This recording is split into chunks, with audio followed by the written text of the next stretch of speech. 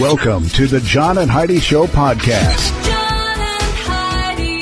Here's John and Heidi. Thank you so much for listening to the John and Heidi Show on a Thursday. Hey, baby, how you doing? I'm good. How are you doing? Excited to chat with my guest today, Andy Gause. We've talked to him numerous times. He's a super smart guy, very into like financial things. He's a monetary expert, and we're going to talk a little bit about the economy. So every time I talk to him, he kind of scares me a little bit, though. Why? I don't know. Just like some of the stuff. He's a little too smart, maybe. Oh. I don't know. Is that a thing? I don't know. I would never know either. Too smart? No. A study by Carnegie Mellon University found that women make less money than men because they aren't aggressive enough to demand more money the way men do. I could see that. So they're saying if you're not making enough, according to this study, it's your fault. I You're could supposed see to that. go in and say, I'd like a little more. And then they go, you're not worth more. Okay, see you later. I'm done. I'm out of here. So I could see that. tomorrow that makes maybe sense. the John and John show. We'll see what Heidi has to say later in the day. A study from Vanderbilt University showed that you can burn up to 40 calories by laughing genuinely for 10 to 15 minutes a day. So 40 calories, is that enough, really? No, you need to burn way more than So that. we need to laugh for like 100 minutes a day. That's all. It's my new diet plan. You're gonna That's laugh a lot of laughing. Yeah. Well, the good news is we've got something going on today that'll make you laugh. We'll tell you about that in a bit. John and Heidi. Today is a special day, Heidi. Do you know what today is? What is today, John? Today is well, first of all, it's Thursday, August the 11th, but it's Presidential Joke Day. Now, we just got done talking about a little bit ago that Vanderbilt University showed you can burn up to 40 calories by laughing genuinely for 10 to 15 minutes. Mm-hmm. So tell some presidential jokes today, and maybe you could lose a little weight. Presidential jokes. Yeah, I can't remember the joke, but the punchline is Barack Obama. I'm just kidding. I don't even know any joke. I don't know. That was the joke. Oh, come on. I don't know. See, now that's just not nice. It is also. And yours was? I was just being silly. It's Presidential Joke Day. What are you supposed to tell? I don't know any presidential jokes. Today is also Ingersoll Day. Now you'll see why I spent so much time on Presidential Joke Day, because I don't know. I don't know what that Ingersoll is. Day is. No, nor do I. But if you know any good presidential jokes, you'll have to let us know. And instead of just calling and telling me, share them on our Facebook page so everybody can be a part of it. Facebook.com/John and Heidi Show. John and Heidi. Email marketing is affordable and a proven way to grow your business. If it's done right, you can stay in contact with your customers to let them know when you have new things to offer. You stay in control the whole time, too. You decide when messages are sent, and you decide what is being said. So you're constantly in control of your business image. You can do this, but don't try it on your own. Team up with one of the biggest names in email marketing, Constant Contact. Sign up for a free trial right now at radiosavings.com. Sign up now at radiosavings.com. You know it's true because you heard it on the radio. Have you ever had to wait for a package and you're like, where in the world did that package go? Well, somebody waited over 60 years for theirs. Whoa. I can't even imagine. Couple of different stories here about things that have taken a long time. Anchorage, Alaska. In a 3-day span, Teresa Childs received 2 postcards from Italy addressed to James Gigliotti, who lived in the home several years before she was there. One postcard was dated March 1982. Another was a postmark from the Vatican City from 1982. Both carried stamps purchased with lira, which are not even in circulation anymore. Both were from James's mother, Olga Gigliotti. They're fairly sure it was the fault of the Postal Service because Pam Wyrick, who lives in another house where the Gigliottis once lived, said she received 3 postcards that James mailed to his parents from Atlanta in 1997 and 1998. So I wonder why they would have been holding on to the Gigliotti's Maybe mail. there was somebody at the post office that had a grievance against the family or James, something. this ain't ever going to get there. Never going to steal my girlfriend again. And then there's another story here, a letter that was lost in the postal system for 60 years, turned up in Lawrence, Kansas. A woman got this. It says July 25th, 2008 is when it showed up. But it was postmarked November 11th, 1948. Whoa. 60 years before. It was found in the mailbox, reached its destination finally 60 years later. And it took 60 years for it to show up, but we don't even know why. The stamp on the envelope said return to sender. It was found in a supposedly empty equipment. The letter detailed how the town was in mourning after Harry Truman beat Thomas Dewey for the presidency. The election would have taken place just days before the letter was postmarked. Again, 60 years before it actually showed up in the mailbox. So That's crazy. That is crazy. Now, I've not ever had anything show up like years later, but I remember one of my favorite postal stories. And if you work for the post office, God bless you, because thousands and thousands and thousands, well, millions of things go through there every day. But I had a letter that got completely destroyed, and it was sent back to me in a couple of different envelopes. And I thought it was just so funny because it said, every day millions of pieces of mail make it through the system unharmed, but yours was not one of them. It was this thing. It was all shredded and mangled up. And then I got the other half the next day in an envelope like that. Remember that? Yeah, I remember. I was like, that is so funny. Because, like, how could you even be mad anymore when they made you laugh with that envelope? I was like, that's I pretty should have at cool. least reimbursed you for the stamp. I didn't ask for it. They probably would have. Anyway, these guys got their mail 60 years after it was sent. And you know it's true because you heard it on the radio. John and Heidi. The John and Heidi Show is brought to you in part by the Keystone Treatment Center. This is your brain, and this is your brain on drugs. We share silly stories here on the program, but addiction is no joke. If you or someone you know suffers with an addiction to drugs or alcohol, make today the day you seek help. Call toll-free 844-204-1055. That's a toll-free number. Again, 844-204-1055. And this is your brain on drugs. This might sound like a joke, and you might be waiting for the punchline, but I assure you this is a true story. All right. A one-armed drunk driver has been banned from for driving for 18 months because this one-armed driver was not only drunk, but he sped through a red light, and when he was pulled over, he was holding his mobile phone up to his ear with the one arm that he did have. Oh, my gosh. Yeah. So, no driving for 18 months. So he was drinking and driving, speeding through red lights, and talking on the phone with which, you know, he only had one hand. I mean, that's dangerous sober. I know. And with two hands, that's dangerous. But when you only have one and you're using that one to talk on the phone instead of drive, this is a bad plan. So there you go. Like I said, sounds like the punchline to a joke, but it's not. It's for real. That really happened, and that's not funny at all. So don't do that. When you're on the road, be careful. If you're going to drink, don't drive. It's kind of fun. Okay, but it's would you stop it? If you're going to drink, don't drive. That's not funny at all. Get a designated driver. I'm the designated driver. I'm the designated drinker. There you go. That's our plan. And that's, kids, that's what happens when your brain is on drugs. John and Heidi. You better go visit Grandma more often, otherwise she might stage a bank robbery. That's what one 80-year-old granny did in Austria. Elfrey is what they know her as. Out of sheer boredom one day, she went into a bank armed with a toy pistol and hissed at the cashier, "This is a stick-up." Then she started laughing when she saw the cashier's terrified face. The bank employee said, "My heart stopped for a second, but when she started laughing, I realized it was a joke."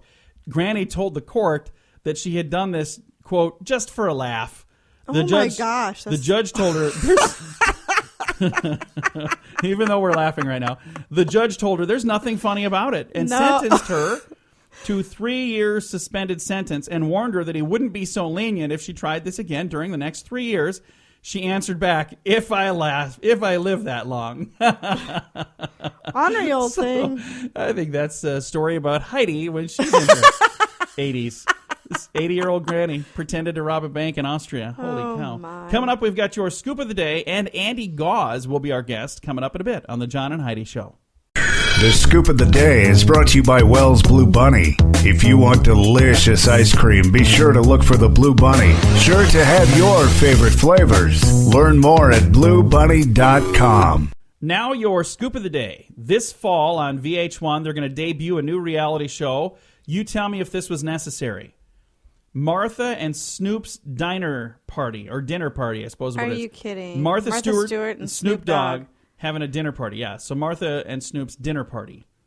Diner party would only have one end, wouldn't it? Who cares? I don't know. But they're going to apparently cook stuff together. I have no clue.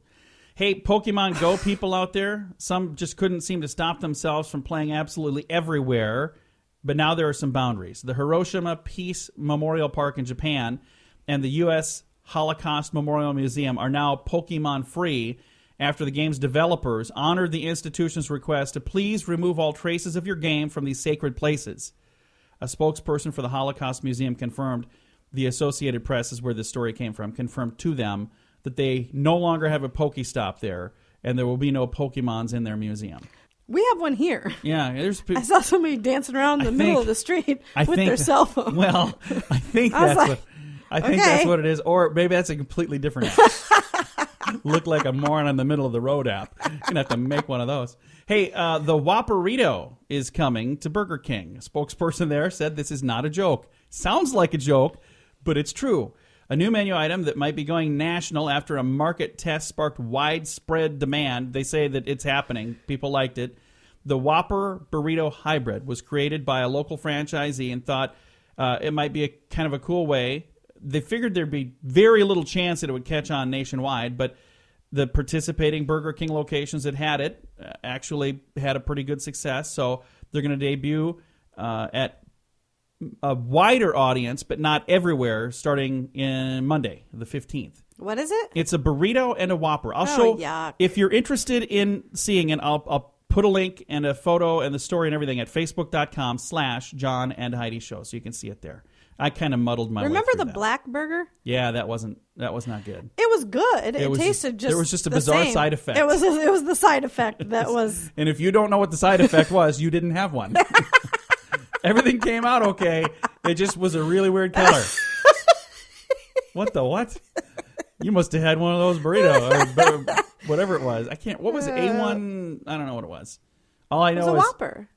Yeah, but it was like an A1 Whopper or something, wasn't No, it? it was a Whopper for Halloween. They made a black bun. Oh, I was thinking there was some special thing. It was just the black No, bun. it was, yeah. It was just All a I know black is bun. our son was the one that told us that was going to happen. So apparently people knew. And if you don't know what happened, trust me, you don't want to know what happened. You got to try it this coming Halloween. Don't try it. Swedish church to drop Bibles in ISIS-controlled areas. Listen to this. A Swedish church that plans breaks to... my heart. What?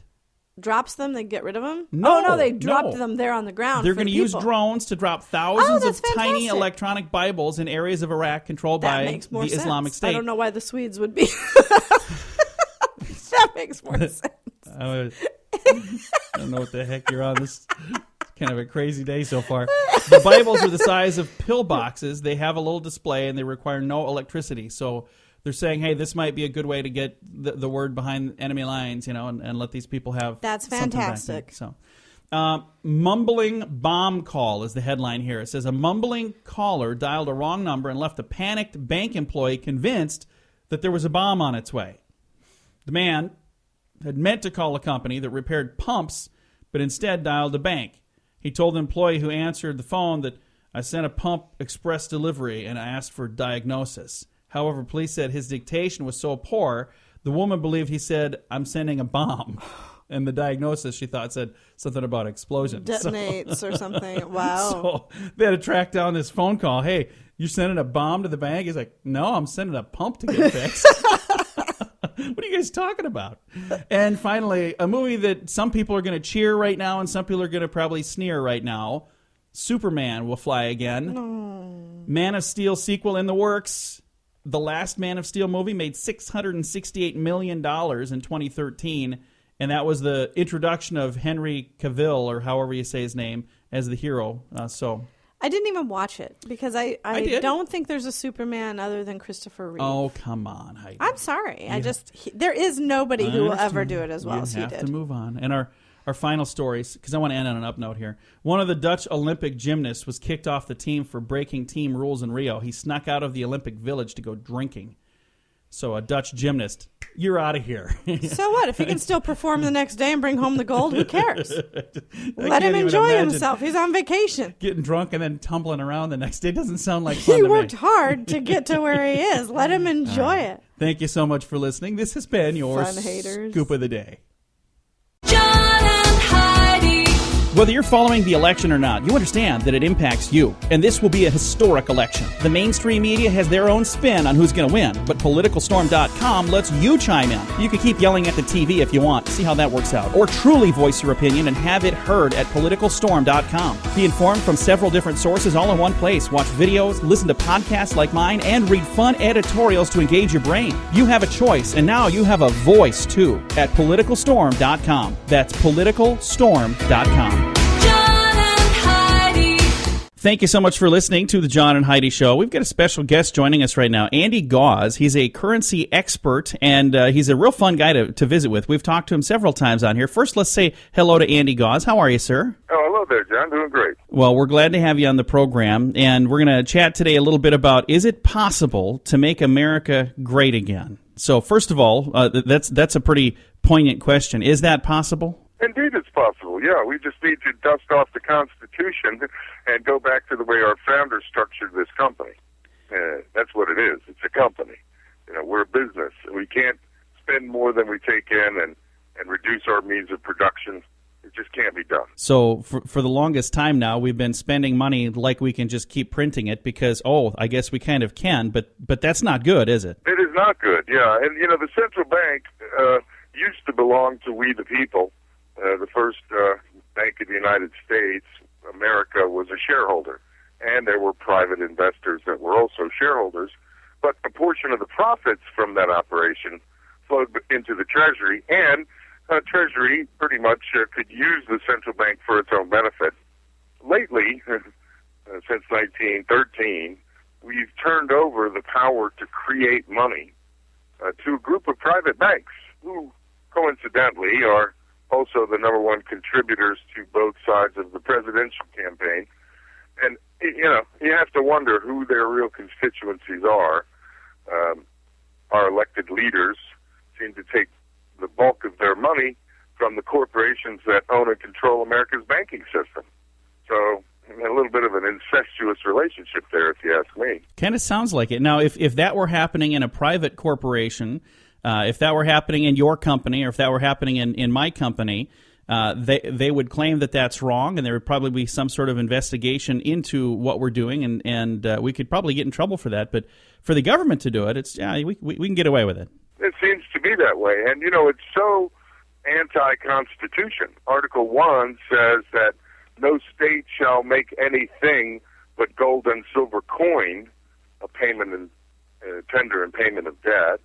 And Article 1 says that Congress shall have the power to coin money and regulate the value thereof. Both of those powers have been abrogated. The first one, gold and silver coin, wouldn't that be something? At least we'd have a sound dollar again, as we did before 1964. But in terms of Congress having the power to coin money, Congress can only issue bonds. So Congress spends $1,000 that it doesn't have. I owe you $1,000. They make a bond, and it yields interest. They then hand that bond over to the Federal Reserve banks, primarily the Federal Reserve Bank of New York, who creates $1,000 and loans it to Congress at interest. What the heck? Why doesn't Congress just print its own money? I don't understand the concept, except that $250 billion annual interest payment. Well, of course, that does speak volumes. Yeah, definitely. Now, let's talk about a time back when America was great. If we've got a candidate saying, let's make America great again, and I still think we've got a great country, but I understand that there are some issues. When in this country's history would you say was the greatest period for America? Well, I think everyone, historians and all, would agree for the 1950s and 60s were a boom time in the United States. And strict protective tariffs prevented our companies from packing up and moving overseas. Then, of course, we put in a series of environmental and worker safety regulations. So these regulations naturally raised the cost of the products that these companies manufactured. And then the free trade mantra came along. They said, hey, we can not only escape all these regulations, we can escape the unions, we can move our operations to India or China or to some foreign country, make the goods there without any regard to the environment or worker safety or union rules. And we could then import the goods back into the United States with no tariff, no tax. So this whole free trade movement got started, and the concept, the utopian society where we would let you sell your goods in our marketplace and you would let us sell our goods in your marketplace, absurd. Yeah. And we keep living up to our side of the bargain while they don't. So I have a friend of mine who's in South America, Argentina to be precise. He took his Dodge Durango down there. It blew a motor. So no problem. Tennessee, they rebuild engines there, $2,200. I could shoot it down to you. Free trade, right? Yeah. Wrong. 100% tariffs. 100%. So we need to do the same thing. If you're going to sell your goods in our country, well, you need to pay a tariff. This idea that we surrender our trade negotiating powers to World Trade Organization and they tell us what we allow in and what we don't allow in, it's absolutely ridiculous. And it certainly is utopian and doesn't work. So it's time for America not only to be great again, but to be selfish again. Start thinking about ourselves. I think we haven't done that for 40 years. And I think maybe even just being smart again. The U.S. has an annual trade deficit of about $500 billion. That's a pretty big number. Now, first of all, let's talk about what a trade deficit is so people understand what that is and why that number is so alarming. Well, I sell you my goods, you sell me your goods. So we import $2 trillion worth of goods. But we only export $1.5 trillion worth of goods. So we're out of balance. And that extra money comes back into the United States and buys not only our property, but our great companies. You know, it's ironic that an American business person who wants to go to China and buy something Chinese can only buy 49% of it. They're not allowed to own the whole thing. But yet the Chinese come to the United States and buy up our largest pork producer or our most valued intellectual property. That is when they're not stealing it. You know, how many times has an American come up with a great product, patented it, sent it to China for manufacturing because there are no U.S. manufacturers left, and then only to find that the marketplace swamped with duplicate goods. Someone has stole their intellectual property and is now selling it, undercutting their price. So the intellectual property theft, currency manipulation, and unfair trade practices in terms of allowing our goods into their marketplace, this is what happens around the world. And as a result, we have a huge trade imbalance. And the real irony there is the only way that we're able to export $1.5 trillion worth of goods is if we finance. We have our own export-import bank where, you know, if Boeing wants to sell aircraft, they have to finance the deal. Otherwise, they won't sell any at all. So I think the trade practices engaged in by this country by themselves is an area that Mr. Trump could really square the playing field. And if he does, and we start seeing more revenue come into the Treasury, that'll eliminate the the budget deficit, and then we can start working on the national debt. Again, visiting right now with Andy Gause, one of America's foremost experts on the history of U.S. currency, also the author of The Secret World of Money and Uncle Sam Cooks the Books. We'll chat about those again in a minute, but right now you were just talking about Donald Trump. Now, one of the things that he's been talking about is renegotiating some of the bad deals that our country has gotten into. What would the effect be on our economy if he were able to renegotiate some of these deals? Oh, a booming economy, because, I mean, this is the problem. And you notice that those that have given us this globalist tradition of free trade, who benefit the most from it, by the way, are the ones screaming and kicking. No, you can't renegotiate this trade deal. No, but why? Well, because it's the worst doggone deal you ever want to see. When we allow our trade negotiators to also be employees of the corporations that they're negotiating jobs for, and you have to wonder. For example, the Korean trade deal. So here's the way that deal went. If we allow our banks to go into Korea and underwrite their corporate bonds and take deposits and essentially set up branches in Korea, then they can sell unlimited amounts of automobiles into the United States. So for the Koreans, that was a great deal. I mean, they picked up 50,000 manufacturing jobs, car manufacturing jobs. What did we get? Maybe 50 banking jobs. Maybe we did. But what did the banks get? And this is the real incestuous relationship. When the Central Bank of the United States, the Federal Reserve banks, are owned by Wells Fargo, Citigroup, J.P. Morgan, and they negotiate a trade deal that allows their banks to expand everywhere in the world, at the expense of our middle-class manufacturing base, well, yeah, we got a bunch more rich bankers, but we've got a lot less middle-class family workers that are, underemployed, shall we say. They're not being paid enough for the jobs that they're forced to take. So we need to look back at what made America the strongest superpower in the universe and harken back to those days. The idea of weakening America and taking bits of our manufacturing and sort of giving them away so to benefit other countries, I'm not for that. I'm all for raising their standard of living, but not at the expense of everyday Americans, and that's where I think the disconnect has been in the last 40 years. Again, visiting with Andy Gause, and he's the author of a couple of books, The Secret World of Money and Uncle Sam Cooks the Books. Where can we find copies of these, Andy? Oh, goodness, anywhere. Your favorite local bookseller, I would recommend, but if you have to go to one of the beasts, you know who they are. They'll certainly find either of those titles for you. I wrote The Secret World of Money in 1996 because back then people used to argue with me that, oh, no, you're wrong, Andy. The Federal Reserve, why, that's part of the government. No, it isn't. This is the real dirty secret in The Secret World of Money. And then, of course, Uncle Sam Cooks the Books. That was in 2003. And in that book, I pointed out all these quasi-government operations like Fannie Mae and Freddie Mac, and how if they were allowed to continue unchecked, that they would put a burden on us that we couldn't bear.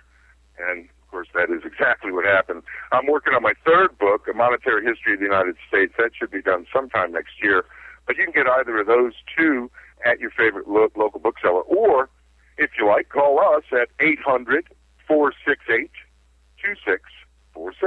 Very nice. Andy, thank you again for taking time to chat with us. It's always a pleasure to visit. Thanks for having me.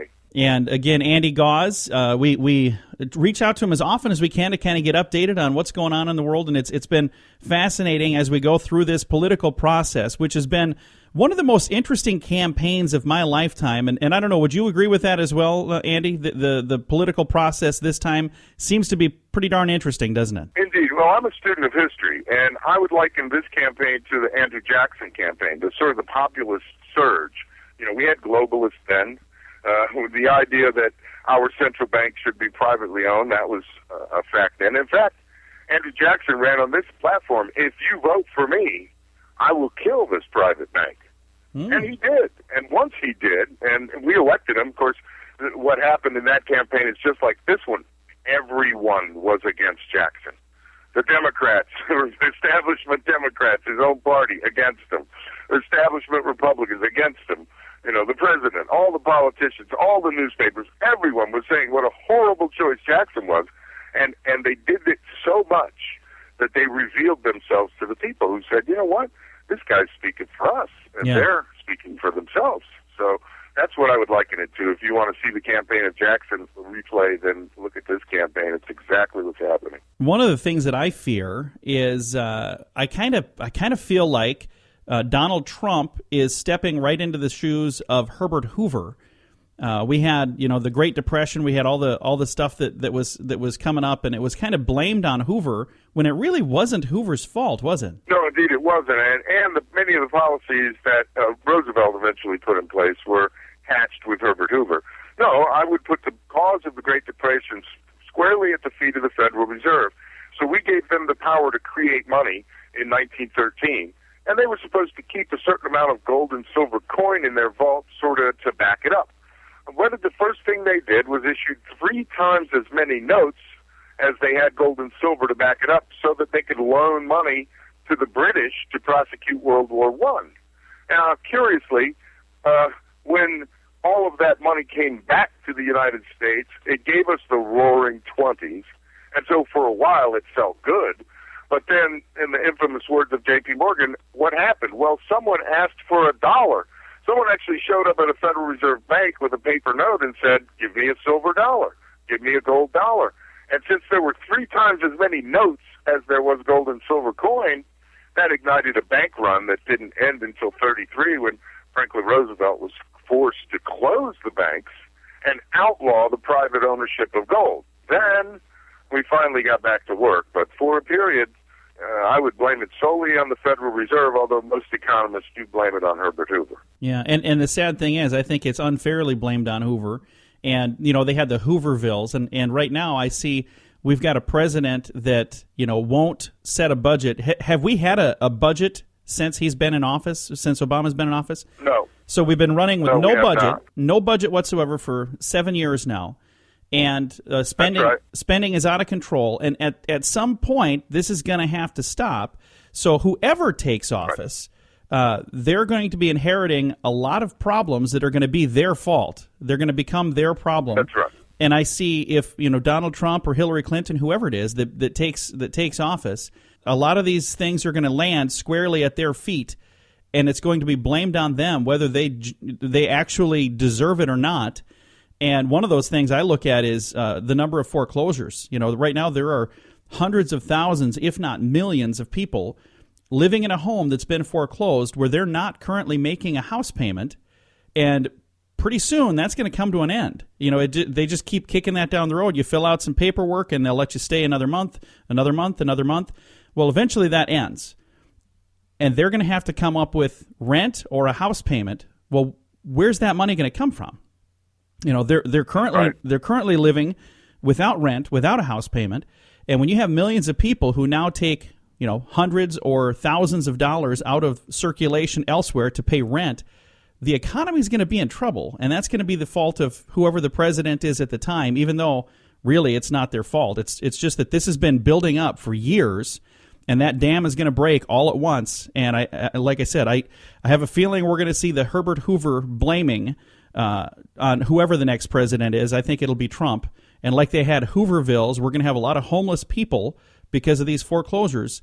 And they're going to be sadly, I'm thinking that they're going to be Trumpvilles, and I don't think that it's his fault, and I don't think that he deserves that. No, you're right, but it is the alarming lack of productivity that would allow or create these Hoovervilles.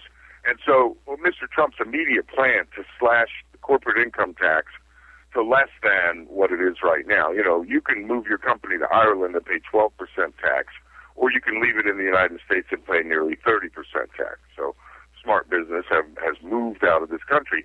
With a single stroke, he could bring back all of these headquarters. And then on the manufacturing side, strict protective tariffs would bring manufacturing jobs back to the United States. And so this increase in productivity would offset the devastating effects of deleveraging the United States. I mean, we've literally lost 5 million manufacturing jobs in the last decade.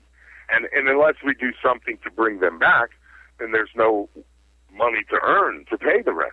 And this is the real problem. As for those zombie foreclosures, the curious fact is that the Federal Reserve Bank of New York, if you'll look at their balance sheet, when the banks found themselves holding these worthless mortgage-backed securities, that should have been the end of the system. I mean, that should have busted these banks and created the depression that everyone predicted. But for the Federal Reserve creating $1.9 trillion, nearly $2 trillion, and buying all of these mortgage-backed securities and then just putting them in the vault. So they're backing nearly $2 trillion that's currently in circulation. And you're right, they're not asking the people to move. They're not asking them to pay rent. They're not even trying to sell these houses because what do they care?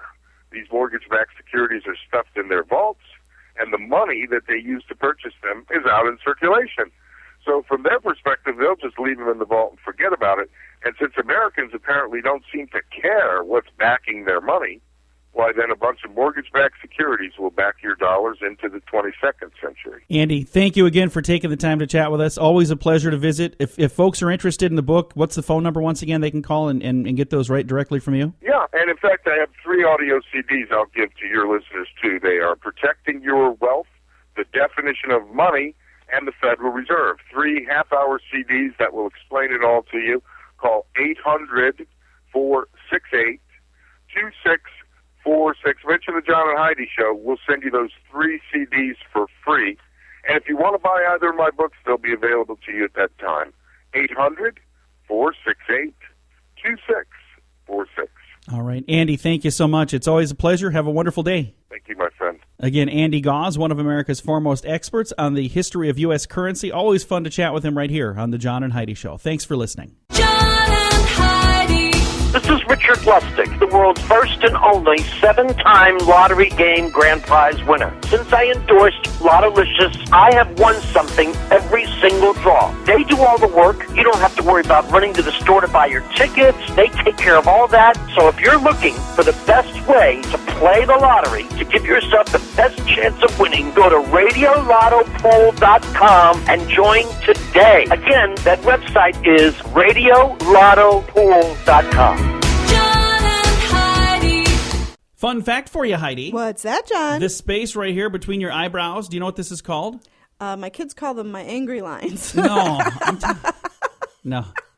No, not that. I'm talking about just the space between the eyebrows. What Just is it called? It's called the glabella. Ah. Glabella. Hey, fun fact for you, Heidi. What's that, John? Giraffes only sleep 20 minutes a day, and the way they do it is only 5 minutes at a time. So kind of like me. Okay, it's not quite like that. But yeah, 20 minutes a day. So they get basically 4 naps in, 5 minutes at a time. So those giraffes, those guys are up to something. What do they do all night if they're not sleeping?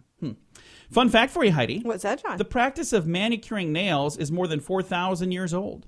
Really? So I've been doing that for a long time. But you think about it, if your nails are growing, you got to do something with them. So there you go. A fun fact for you, Heidi. What's that, John? Yak hair is considered the best kind of hair from which to make a clown wig. And maybe that's just because I've always wondered. it's funny when you say yak. Maybe that's why. And our final fun fact for you, Heidi. What's that, John? Half of all antibiotics sold in the U.S. go into animal feed.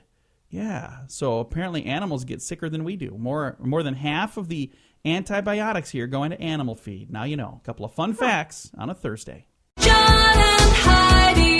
Email marketing is affordable and a proven way to grow your business if it's done right. You can stay in contact with your customers to let them know when you have new things to offer. You stay in control the whole time too. You decide when the messages are sent and you decide what is being said. So you're constantly in control of your business image. You can do this, but don't try it on your own. Team up with one of the biggest names in email marketing, Constant Contact. Sign up for a free trial right now at radiosavings.com. Sign up now at radiosavings.com. Thank you for listening to the John and Heidi Show on a Thursday. A new study suggests people should get married between the ages of 28 and 32 if they don't want to get divorced, at least not in the first 5 years. Sociologists at the University of Utah analyzed data from 2006 through 2010 and the 2011 through 2013 National Survey of Family Growth found that the odds of divorce decline as you age from your teenage years through your late 20s and early 30s. However, the chances of divorce go back up if you move into your late 30s and early 40s. According to the study, after about 32, the chance of divorce goes up by about 5% per year. Because they're saying, Really? I think it's because you're kind of stuck in your ways, and then you're getting married, and you're like, well, I'm going to just go back to the way it was. Oh, if you've waited that long to Yeah. get married. Okay. Yeah, so Yeah, that- that makes sense. I thought you meant As we get older? as you get older, like each year, even though you're already married, each year that you're married, No. it goes up by 5%. So they're saying the magic numbers, for those of you paying attention at home, if you want to get married and have the best chance of sticking together, the magical years are between the ages of 28 and 32. And if you're older than 32, tough stuff. Too late. We were not 28. How old were we when we got married? 22? 23? No, more than that. I think I was 25. No. Yeah. Because we got married in, what year? 2000?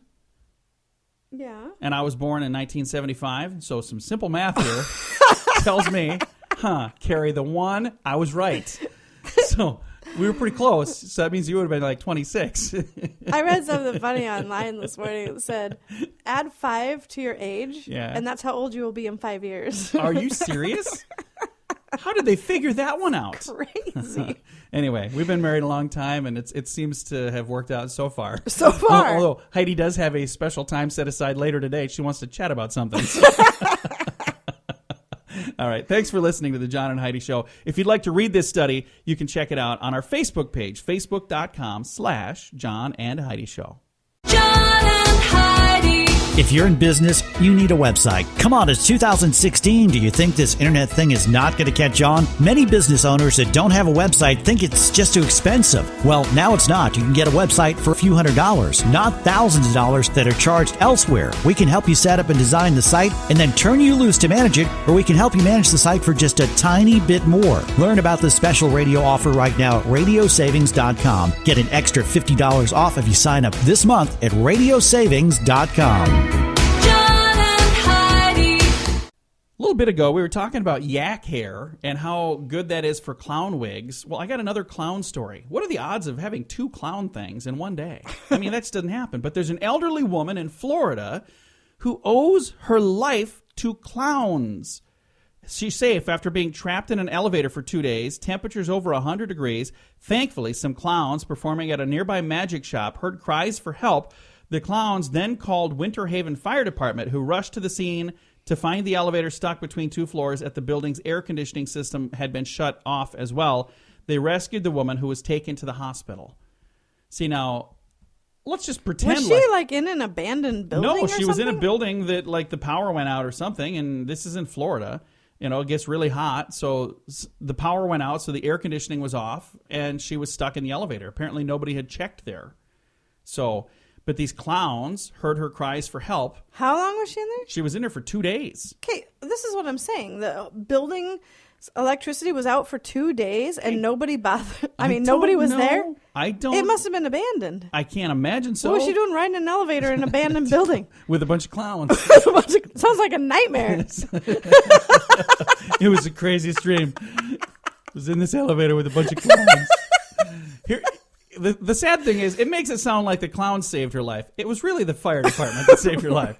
They just made a phone call. The clowns were involved, but it's not like they, went down some clown rope to save her or something. And what were the clowns doing in the abandoned building? I don't think it was an abandoned building. All right. Thanks for listening to the John and Heidi Show on a Thursday.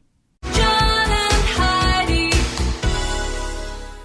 2016, that's what year we're in right now. And it just seems like the future to me still when you start thinking about that. Our next election, I just heard them talking about this the other day on the news, is 2020. I mean, that sounds like a long ways in the future. It's only 4 years. It's not that far away. So think about this. How much has music changed just during your lifetime? There's a group out there, the Rob Mills family. They decided to find out how much has music changed over the years. And they did a little rewrite on the hymn Leaning on the Everlasting Arms based on what it might have sounded like if it was written during a different time frame. They have the old words with a variety of new tunes ranging from big band music to Beach Boys music to Garth Brooks music. And it's a pretty cool video. I've got it on our Facebook page. But you can watch this one song as it progresses through these different eras of if it would have been produced this time, this is maybe how this would have sounded. So kind of cool. Facebook.com/John and Heidi Show. You seem unimpressed. I just think that you haven't they seen the video. have a lot of free time. You haven't seen the video, though. I'm going to make you watch I probably won't. I'm going to make you watch it. All right. If I was a betting girl. All right. Coming up, we're going to find out how to make you look more attractive. That's on the way. John and Heidi. Whether you're following the election or not, you understand that it impacts you. And this will be a historic election. The mainstream media has their own spin on who's going to win, but PoliticalStorm.com lets you chime in. You can keep yelling at the TV if you want. See how that works out. Or truly voice your opinion and have it heard at PoliticalStorm.com. Be informed from several different sources all in one place. Watch videos, listen to podcasts like mine, and read fun editorials to engage your brain. You have a choice, and now you have a voice, too, at PoliticalStorm.com. That's PoliticalStorm.com. Researchers have found that looking directly into somebody's eyes and making a smile makes you look more attractive to them. Let me try that. Smile at me now. Holy cow, they're right. Hubba, hubba. For a second there, I was like, ew, and I was like, woo! No, I was never like, ew. This is a good thing, though. It says the findings from the Face Research Laboratory at Aberdeen University disputes previous studies that have attributed attractiveness to physical characteristics such as facial features. In the study, participants were found to be more attracted to happy faces. Well, of course. If they were looking directly at them, and that of the opposite sex. Researchers said this shows that people prefer faces that appear to like them, and that attraction is not just about looks. Do they really need a study? Hey, they had a grant to fill, so yes, Somebody's they needed looking a at you, study. glaring at you. You're not going to be like, I think I like that person. Which one's your favorite? Got this one that's all mean looking. Think I like that guy. What's his name again? Spike? Yeah, he's my favorite. Ridiculous. So anyway, this is from the face. If I was ever involved in one of those ridiculous studies, I would do everything I could to just throw off the numbers. I would just answer the exact opposite of what they already know. You know, I kind of do that when I get telephone surveys. They quit calling me. Have you noticed I don't get those anymore? Yes, I For know. a while there, we'd be having dinner, and I'd get a call almost like 2 or 3 times a week. Do you have a moment for a study? Sure, I got time. Just make up the dumbest things I can think of. I'm in there laughing to myself, and Heidi's just shaking her head. Like, Oh, no, I was. I love to mess with people. you are destroying perfectly good I love it when I get surveys. wrong number texts. Oh, yeah. I love it. I She text replies back and back. forth with a lady for About a year. week or No. so, and she thought I was her sister. It was like 6 months later, she sent you a text again, thinking that you were her sister. So if that happens to be you, and you found out that the sister wasn't really your sister, It was me. It was Heidi. All right. Anyway, if you want to look more attractive, look people in the eye and smile. That's the answer to this study. So there you go. Coming up, we do have some good news. That's on the way. John and Heidi. This portion of the John and Heidi Show is brought to you by the John and Heidi Show. That sounds kind of funny, but it's true. Go to your local radio station and ask them to start carrying the John and Heidi Show. Here's the best part. They can carry the show for free. They play a couple commercials, but it doesn't cost them anything every month. So if you know a radio station that could use a little bit of help, send them our way. Send them to johnandheidishow.com. Again, johnandheidishow.com. We would love to do a radio program in your community. Then you could listen to the podcast and listen to us on the radio. John and Heidi. The battle against smoking is one of the hardest battles to win, and it takes determination, Heidi. It takes commitment, and it takes hard work to walk away from something you've done, especially if you've done this for the majority of your life. But with each disturbing commercial that shows on television, with each new warning, with each loss of life, people are now putting their last cigarettes down and taking strides to a healthier way of living. So deciding to never light up again is a huge accomplishment. So after the last pack is through, how do you start repairing the damage that's been done? There's a cool article from New Theory, and I've got a link to this on our Facebook page, and you can click on there and read. If maybe you're in that position where you're saying, I really do want to quit. Or if you have recently quit Yeah, or and if you want to know, how do I fix now what I've already done now to how myself? do I turn back the hands of time and try to Right. make this stuff better? I got to tell you, this is not the first time we've talked about something to do with quitting smoking, and I generally speak about quitting very favorably. My mother quit smoking for Lent. Was that 10 years ago? Oh my! It was a long time And ago. she never started again. And she's talked numerous times about how much better she feels, and she's so glad that she quit. Yep. My father also quit smoking, by the way, but it was the day that he died. He was told that it was going to kill him, and he decided he was going to just keep doing it. So, bad thing. So, I'm not a big fan of smoking. Your grandfather, we watched him go through some of the most agonizing Yep. pain. He died with emphysema. And had cancer Awful. and went through all of these terrible struggles, and it was just really hard to watch as he was withering away before our very eyes. So it's something that is near and dear to us. There's a national quit line. I'll throw that on our Facebook page as well, and I'll put this link to New Theory. I just thought this was a cool article, and I thought it was good news because if you've got something like that you finally said, hey, I quit smoking, but you're going, okay, now what do I do next? Mm-hmm. That's not necessarily something that people tell you in these little commercials they throw out there. So cool story, cool stuff. Time to say goodbye, Heidi. Goodbye, Heidi. Goodbye, everybody. You can find that at facebook.com/John and Heidi Show.